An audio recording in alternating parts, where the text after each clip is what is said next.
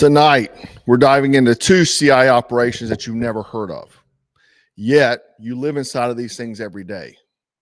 Project CAMELOT, the 1960s attempt to mathematically predict revolutions, and DARPA LifeLog, the Pentagon program designed to record your entire life, clone your identity, and predict your behavior.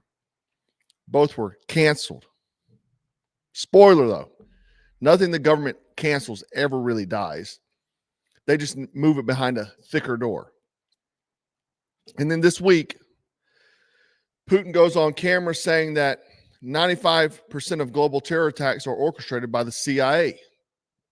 Now listen, his percentage sounds like a drunk guy guessing how many beers he had last night.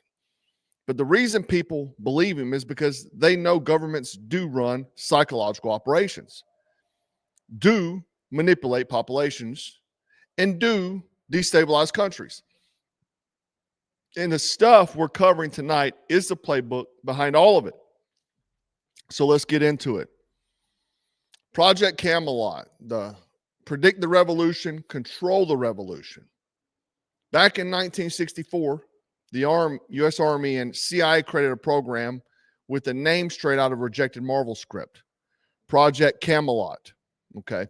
And it's something that's very dark.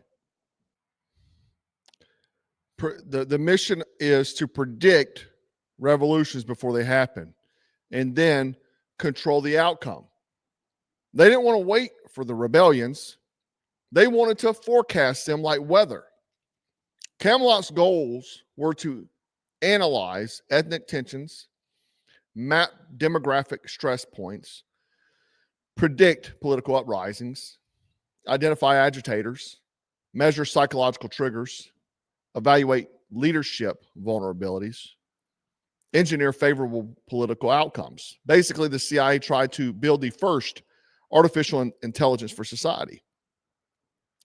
This is one of the maps here. It's kind of, or the structure breakdown. It's a little, because redactions and photocopies and so on. But this was the big data before big data existed. And trust me, these dudes weren't trying to save the world. They were trying to run it. If you've ever wondered why your country feels like a science experiment, congratulations, you're in the control group. CAMELOT got exposed in 1965 and terminated. Yeah, and I'm a 6'5" blonde supermodel. Intelligence agencies don't kill successful ideas. They just change the logo. CAMELOT was the seed. The fruit grew decades later right into the smartphone in your pocket. But before, we go into that rabbit hole, we need to take a detour into the Soviet playbook. Now, the original social engineering blueprint. One of my guys on X tagged me in this griff. It's a black and white clip, grainy clip, Cold War era. Now, this guy is saying everything essentially that Yuri Bezmenov laid out. If you don't know, Yuri Bezmenov was a Soviet defector, KGB defector, and he basically led the complete Soviet battle plan for collapsing countries from within, how to collapse them from within. He said the Soviet strategy wasn't bombs, it wasn't spies in trench coats, it wasn't tanks rolling down your street, it was psychological warfare. Okay, so let's watch the clip. 1928, the communists declared that the racial differences among our people constituted the weakest and most vulnerable point in our social fabric. By constantly probing and straining at this one spot, they calculated that eventually the cloth could be torn apart and that Americans could be divided, weakened, and perhaps even set against each other in open combat. We mustn't kid ourselves into thinking that the communists have placed their agitators only into the black communities. They're working both sides of the street. They want hatred, violence, and bloodshed between the races, and they don't care how they get it or whom they use, even children. Dang, sound familiar? 2020 on Ford, right? KGB training manual, communications with agents, 1970. This is not some type of conspiracy theory. This is true. Active measures included creating racial tension, escalating ideological division, infiltrating media, weaponizing academia, turning activists into foot soldiers, demoralizing the population, destabilizing the culture, pitting citizens against citizens. Dang. Looks like 2025 America, doesn't it? Weird, right? Bezovov said the goal was simple: make the country hate itself so much that you don't even need to invade it. They'll burn it down for you. I mean, why bomb a nation when you can get its own citizens to do the demolition for free? Okay. Now let's connect the dots. CAMELOT was created during the Cold War. American intelligence saw the Soviet strategy and weren't just impressed, they were jealous. CAMELOT was the scientific upgrade to the Soviet destabilization tactics, a way to mathematically model what Bezovov explained. But here's the part nobody talks about. The CIA didn't just study these methods, they used them, not just abroad, but often at home. And, you know, the law is that the CIA can't work inside the borders. That doesn't mean they can't be working outside the borders to influence things that are happening within. Okay. The CIA has a bad habit of flipping countries: destabilize, replace, and repeat. And if you just want to be honest for a second, if the CIA was a restaurant, the menu would be coups, color revolutions, manipulated elections, engineered uprisings, propaganda, psychological operations, and media infiltration. Over and over and over again. Iran, Guatemala, the Congo, Chile, Vietnam, Laos, Nicaragua. We've seen it all. Afghanistan, Eastern Europe. I mean, we could go on for days about this stuff. This is part of their playbook. Now, you could essentially take a globe and spin that bad boy and jab your finger into a random spot, and the CIA probably overthrew somebody's uncle there, okay? If regime change were an Olympic sport, the United States would have more gold medals than Michael Phelps. What do you think is happening in Venezuela right now? They want regime change. That's essentially it. They're using the catalyst of the drug cartels and narco trafficking, and I do agree that's a problem. But ousting Maduro is because they won't control the region. I'm not saying it's even a bad thing to have control of the region. China and Russia currently has their alliance with Maduro. That's strategic territory for the U.S.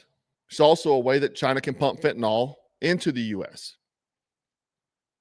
But I think if we look back, though, and this is where I always talk about go back in history and look at the history, because you'll see what's evident today. And one of the most shocking things came out from the JFK file release, that the CIA infiltrated Catholic churches across South America and used priests to push anti-communist doctrine.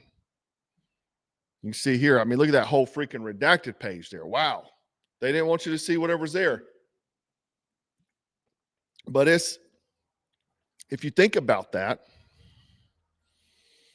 they weren't just influencing governments, they were influencing God's messengers, right? Because the CIA understood that some people, something that most people ignore. Religion is the strongest psychological control mechanism humanity has ever invented. If you influence the pulpit, you influence the people. If you control the shepherd, you control the flock. If you infiltrate the belief system, you don't need bullets. And this should make every American ask, who controls your church currently? Who funds the seminary? Who influences your pastor? Who shapes your doctrine? Does your church preach strength and truth or compliance and comfort? Because Western Christianity today looks nothing like the early churches. It looks corporate, neutered, entertainment, motivational speeches is safe, engineered. We don't want to hurt anybody's feelings, okay? We went from warriors of God to a Sunday morning TED Talk with fog machines and hipsters up there doing the songs. And that didn't happen by accident. I'm actually going to do a full breakdown soon on how Western Christianity was reshaped intentionally to produce obedient citizens rather than dangerous men of God, because that's what's happened.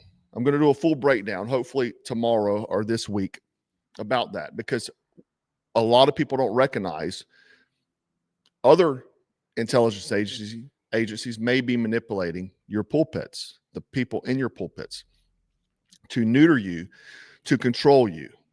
I see so many people out there in comments sections, especially on my videos, commenting about, oh, you're wrong because of this. You're wrong because of that. Whenever these things that they're saying are not even biblical. They're part of the Western Christianity, the cultural Christianity, or some skewed interpretation of the Bible. And that didn't happen by accident.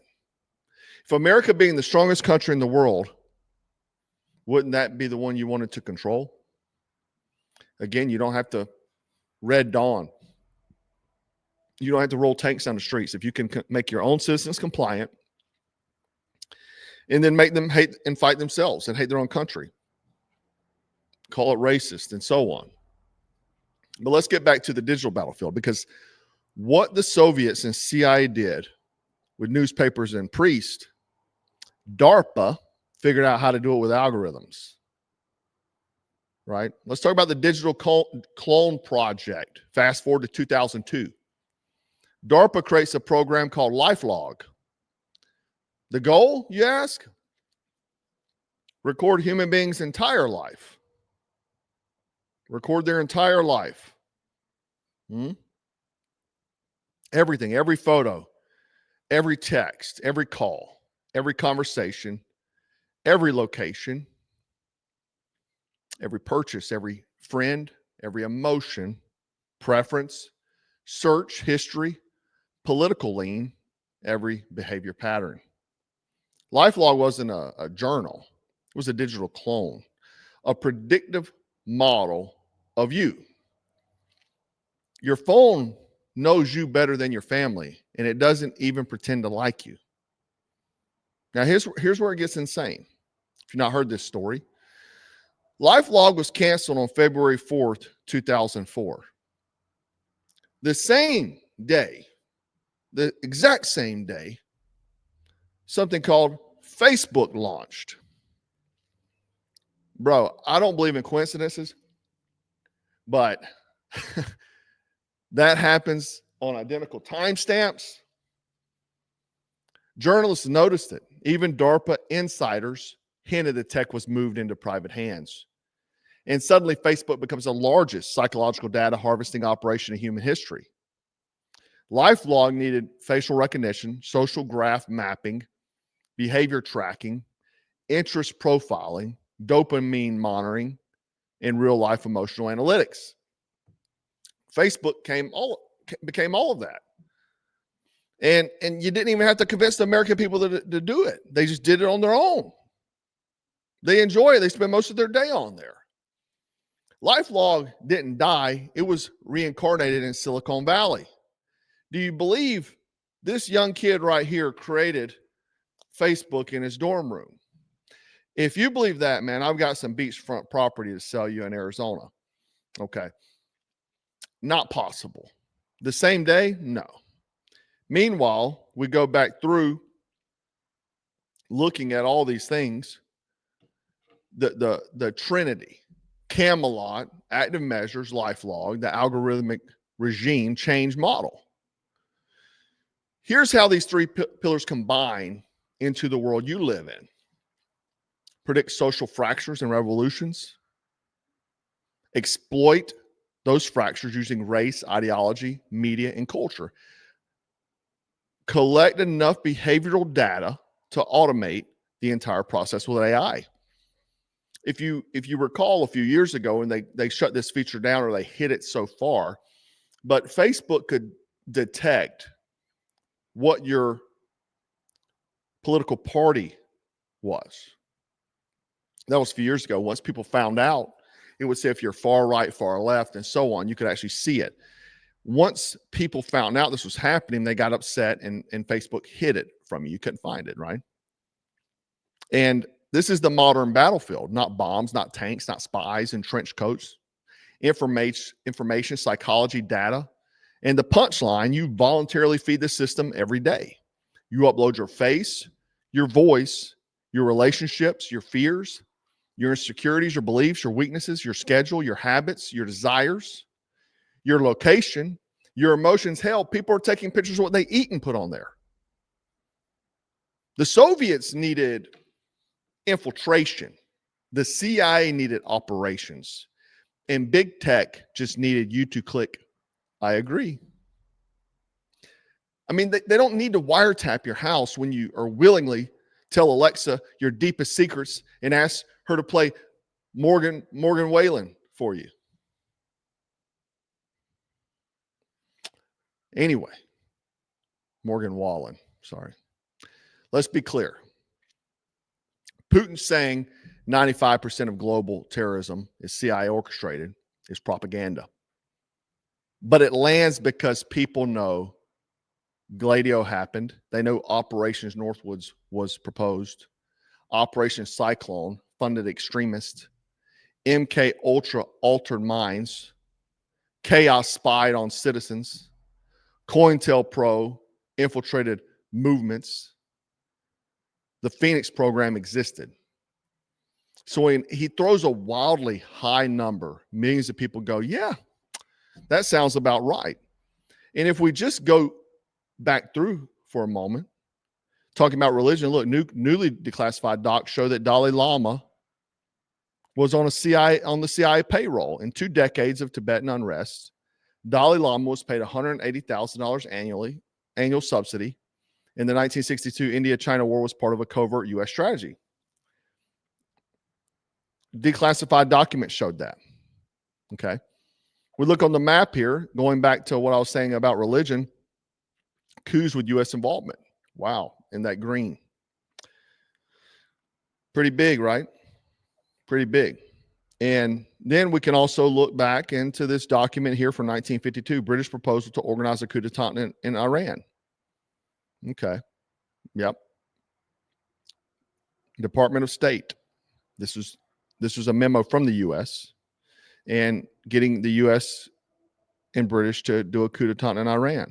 That's been going on quite a long time. And you notice the time stamp there, 1952, what happened in 1947 and so on. And that's been going on. That's why we just sent B-2 bombers over there.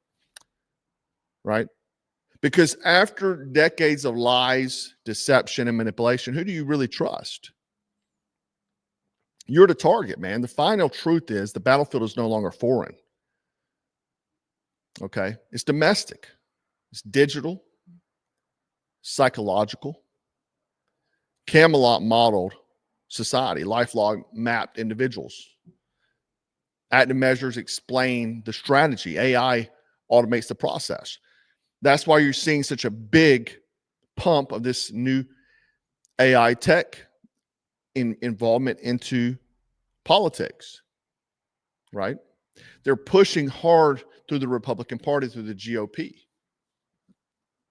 That's who they need to get signed off first. And if you notice is that the government can never agree, the uniparty, the right and the left can never agree unless one is to spend money, okay? They're not doing anything to, bring back constitutional rights. The Constitution, the Second Amendment has already been taken from you through things like the Brady Act and safety and security and so on. If you really cared about the Second Amendment, you would destroy the NFA. You would appeal the Brady Act and all these sort of things, but they're not doing that. They don't want to give you your rights back, okay? Because if it was about giving your constitutional rights and supporting the Constitution, you would do that. They're not doing that. Could easily be done, but they do agree on spending money. That's how the big, beautiful bill. They also agree on big pharma, right? Big military industrial complex. So big military, they can agree to go bomb a place because they're all getting paid by the military industrial complex. This congressman, they're all getting funneled money. They're all in support of funding Israel because they're all lobbied by AIPAC. If you look at Big Pharma, how they was able to move Obamacare and so on is because they both voted on it because they're both being funded by Big Pharma. So they can agree on these things, but when it comes to you, and they will vote to spy on you too, things like Patriot Act, they will vote to spy on you and to control you. But if it's anything to better your life, they're not going to sign it. Guys, you're not in a Cold War. You're in a code war. Your attention is the ammunition. Facebook, it came out a few years ago that they had manipulated the algorithms to make you addicted to it. That's why the push notification happens. So if you're not looking at this app for so long, you all of a sudden, if you agree to the push notification, it alerts you, then you go look and get back into the app and start getting your dopamine hits and scrolling and flipping through. And then you look at things like MK Ultra, brain control, mind control programs. Do you think that if they have enough sense to do that, to make you addicted to a app on your phone, that they can somehow control you with the algorithm? It's just like the racial division. Do you not think some of these people are just paid agitators, or maybe even just bot accounts posting nonsense online just to stoke the fires, because it's easier to control a divided population than a united population that is against the government? They cannot stand that. And matter of fact, probably foreign countries are trying to do that as well. Your emotions are the battleground. Your identity is the target. And if you don't protect your mind, someone else will own it. That's why you got to stay frosty. You got to stay strapped.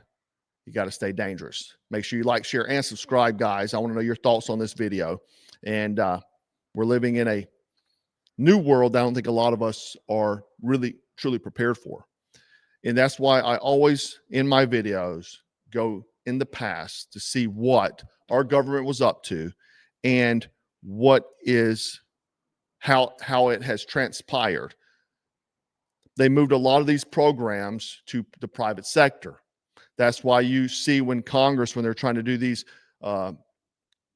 hearings, these congressional hearings where they're trying to dig in, and they find all these black projects outside funded. The CIA, when they got their hand slapped on MK Ultra, they started moving everything to Stanford, to this university, and so on. You see all the time these universities have these tests that you can go, they'll have flyers on campus. You can go get paid $100 a week or something to go take part in a test. A lot of these are these black programs ran by Big Pharma, ran by the military industrial complex, Lockheed Martin's, Raytheon's, and so on. These things are still happening. They're just happening without congressional oversight, and we will never know about it. It's a fact. Let me know your thoughts, guys. Stay frosty, stay strapped, and always stay dangerous. Black Scout out. 2, 3. 1, 2.